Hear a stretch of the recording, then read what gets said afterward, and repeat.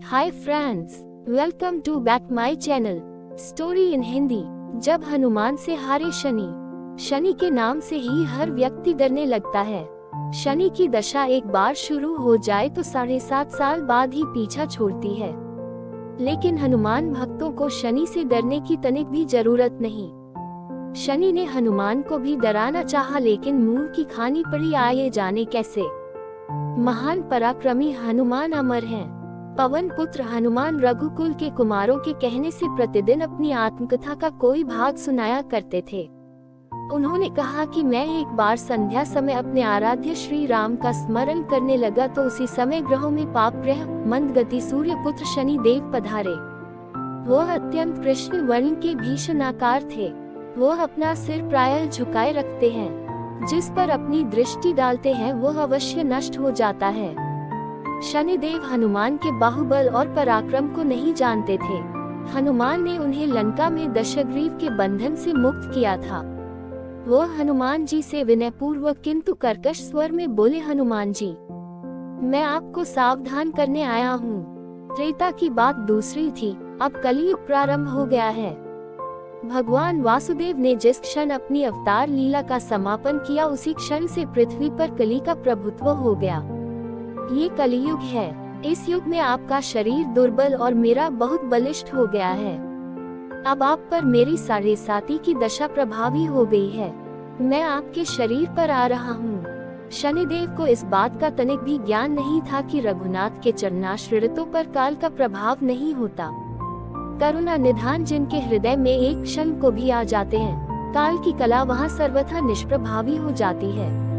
प्रारब्ध के विधान वहाँ प्रभुत्वहीन हो जाते हैं। सर्व समर्थ पर ब्रह्म के सेवकों का नियंत्रण संचालन पोषण प्रभु ही करते हैं। उनके सेवकों की ओर दृष्टि उठाने का साहस कोई सुर असुर करे तो स्वयं अनिष्ट भाजन होता है।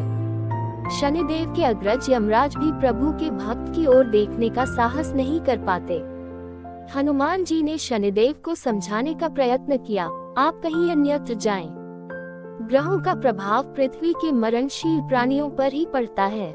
मुझे अपने आराध्य का स्मरण करने दें। मेरे शरीर में श्री रघुनाथ जी के अतिरिक्त दूसरे किसी को स्थान नहीं मिल सकता। लेकिन शनिदेव को इससे संतोष नहीं मिला। वह बोले, मैं सृष्टिकर्ता के विधान से विवश हूँ। आप पृथ्वी पर रहते हैं, अतः आप मेरे प्रभुत्व क्षेत्र से बाहर नहीं हैं। पूरे 22.5 वर्ष व्यतीत होने पर 7.5 वर्ष के अंतर से 2.5 वर्ष के लिए मेरा प्रभाव प्राणी पर पड़ता है, किंतु ये गौण प्रभाव है। आप पर मेरी 7.5 आज इसी समय से प्रभावी हो रही हो। मैं आपके शरीर पर आ रहा हूँ, इसे आप टाल नहीं सकते। फिर हनुमान जी कहते हैं, जब आपको आना ही है तो आइए, अच्छा होता कि आप मुझ वृद्ध को छोड़ ही देते। फिर शनिदेव कहते हैं, कलियुग में पृथ्वी पर देवता या उपदेवता किसी को नहीं रहना चाहिए। सबको अपना आवास सूक्ष्म लोकों में रखना चाहिए। जो पृथ्वी पर रहेगा वह कलियुग के प्रभाव में रहेगा और उसे मेरी पीड़ा भोगनी पड़ेगी। और ग्रहों में मुझे अपने अग्रज यम का कार्य मिला है। मैं मुख्य मारक ग्रह हूँ और मृत्यु के सबसे निकट वृद्ध होते हैं, अतः मैं वृद्धों को कैसे छोड़ सकता हूँ। हनुमान जी पूछते हैं, आप मेरे शरीर पर कहाँ बैठने आ रहे हैं। शनिदेव गर्व से कहते हैं, प्राणी के सिर पर। मैं 2.5 वर्ष प्राणी के सिर पर रहकर उसकी बुद्धि विचलित बनाए रखता हूँ। मध्य के 2.5 वर्ष उसके उदर में स्थित रहकर उसके शरीर को अस्वस्थ बनाता हूँ। वह अंतिम 2.5 वर्ष पैरों में रहकर उसे भटकाता हूँ। फिर शनिदेव हनुमान जी के मस्तक पर आ बैठे तो हनुमान जी के सिर पर खाज हुई। इसे मिटाने के लिए हनुमान जी ने बड़ा पर्वत उठाकर सिर पर रख लिया। शनिदेव चिल्लाते हैं, यह क्या कर रहे हैं आप। फिर हनुमान जी कहते हैं, जैसे आप सृष्टिकर्ता के विधान से विवश हैं वैसे मैं भी अपने स्वभाव से विवश हूँ। मेरे मस्तक पर खाज मिटाने की यही उपचार पद्धति है और आप अपना कार्य करें और मैं अपना कार्य। ऐसा कहते ही हनुमान जी ने दूसरा पर्वत उठाकर सिर पर रख लिया। इस पर शनिदेव कहते हैं, आप इन्हें उतारिए, मैं संधि करने को तैयार हूँ। उनके इतना कहते ही हनुमान जी ने तीसरा पर्वत उठाकर सिर पर रख लिया तो शनि देव चिल्ला कर कहते हैं, मैं अब आपके समीप नहीं आऊंगा। फिर भी हनुमान जी नहीं माने और चौथा पर्वत उठाकर सिर पर रख लिया। शनिदेव फिर चिल्लाते हैं, पवन कुमार, त्राहि माम ताहि माम, रामदूत आंजनेयाय नमः। मैं उसको भी पीड़ित नहीं करूंगा जो आपका स्मरण करेगा। मुझे उतर जाने का अवसर दें। हनुमान जी कहते हैं, बहुत शीघ्रता की, अभी तो 5वां पर्वत शिखर बाकी है। और इतने में ही शनि मेरे पैरों में गिर गए और कहा, मैं सदैव आपको दिए वचनों को स्मरण रखूंगा। आघात के उपचार के लिए शनिदेव तेल मांगने लगे। हनुमान जी तेल कहाँ देने वाले थे, वही शनिदेव आज भी तेल दान से तुष्ट होते हैं। यमराज और डाकू। एक साधु व डाकू यमलोक पहुँचे। डाकू ने यमराज से दंड मांगा और साधु ने स्वर्ग की सुख सुविधाएं। यमराज ने डाकू को साधु की सेवा करने का दंड दिया।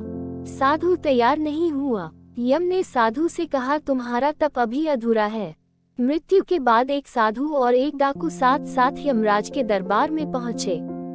यमराज ने अपने बहीखातों में देखा और दोनों से कहा, यदि तुम दोनों अपने बारे में कुछ कहना चाहते हो तो कह सकते हो। डाकू अत्यंत विनम्र शब्दों में बोला, महाराज, मैंने जीवन भर पाप कर्म किए हैं। मैं बहुत बड़ा अपराधी हूँ, अतः आप जो दंड मेरे लिए तय करेंगे मुझे स्वीकार होगा। डाकू के चुप होते ही साधु बोला, महाराज, मैंने आजीवन तपस्या और भक्ति की है। मैं कभी असत्य के मार्ग पर नहीं चला। मैंने सदैव सत्कर्म ही किए हैं, इसलिए आप कृपा कर मेरे लिए स्वर्ग के सुख साधनों का प्रबंध करें। यमराज ने दोनों की इच्छा सुनी और डाकू से कहा, तुम्हें दंड दिया जाता है कि तुम आज से इस साधु की सेवा करो। डाकू ने सिर झुकाकर आज्ञा स्वीकार कर ली। यमराज की यह आज्ञा सुनकर साधु ने आपत्ति करते हुए कहा, महाराज, इस पापी के स्पर्श से मैं अपवित्र हो जाऊंगा। मेरी तपस्या तथा भक्ति का पुण्य निर्थक हो जाएगा। ये सुनकर यमराज क्रोधित होते हुए बोले, निरपराध और भोले व्यक्तियों को लूटने और हत्या करने वाला तो इतना विनम्र हो गया कि तुम्हारी सेवा करने को तैयार है, और एक तुम हो कि वर्षों की तपस्या के बाद भी अहंकार ग्रस्त ही रहे और यह न जान सके कि सब में एक ही आत्म तत्व समाया हुआ है। तुम्हारी तपस्या अधूरी है, अतः आज से तुम इस डाकू की सेवा करो। रक्षाबंधन की कहानी। रक्षाबंधन का त्योहार श्रावण मास की पूर्णिमा को मनाया जाता है। भगवान विष्णु ने वामन अवतार धारण कर बलि राजा के अभिमान को इसी दिन चकनाचूर किया था, इसलिए ये त्योहार बलेव नाम से भी प्रसिद्ध है। महाराष्ट्र राज्य में नारियल पूर्णिमा या श्रावणी के नाम से ये त्योहार विख्यात है। इस दिन लोग नदी या समुद्र के तट पर जाकर अपने जनेऊ बदलते हैं और समुद्र की पूजा करते हैं। रक्षाबंधन के संबंध में एक अन्य पौराणिक कथा भी प्रसिद्ध है। देवों और दानवों के युद्ध में जब देवता हारने लगे, तब वे देवराज इंद्र के पास गए। देवताओं को भयभीत देखकर इंद्राणी ने उनके हाथों में रक्षा सूत्र बांध दिया। इससे देवताओं का आत्मविश्वास बढ़ा और उन्होंने दानवों पर विजय प्राप्त की। तभी से राखी बांधने की प्रथा शुरू हुई।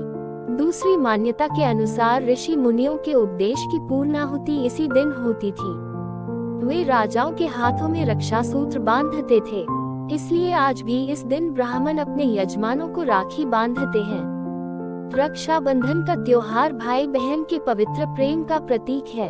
इस दिन बहन अपने भाई को प्यार से राखी बांधती है और उसके लिए अनेक शुभकामनाएं करती है। भाई अपनी बहन को यथाशक्ति उपहार देता है। बीते हुए बचपन की झूमती हुई याद भाई बहन की आंखों के सामने नाचने लगती है। सचमुच रक्षाबंधन का त्योहार हर भाई को बहन के प्रति अपने कर्तव्य की याद दिलाता है।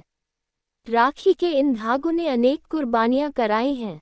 चित्तौड़ की राजमाता कर्मवती ने मुगल बादशाह हुमायूं को राखी भेजकर अपना भाई बनाया था, और वह भी संकट के समय बहन कर्मवती की रक्षा के लिए चित्तौड़ आ पहुंचा था। आजकल तो बहन भाई को राखी बांध देती है और भाई बहन को कुछ उपहार देकर अपना कर्तव्य पूरा कर लेता है। लोग इस बात को भूल गए हैं कि राखी के धागों का संबंध मन की पवित्र भावनाओं से है। Thanks for watching. ऐसी वीडियो देखने के लिए हमारे चैनल को सब्सक्राइब कीजिए। वीडियो अच्छी लगी तो लाइक कमेंट शेयर जरूर कीजिए।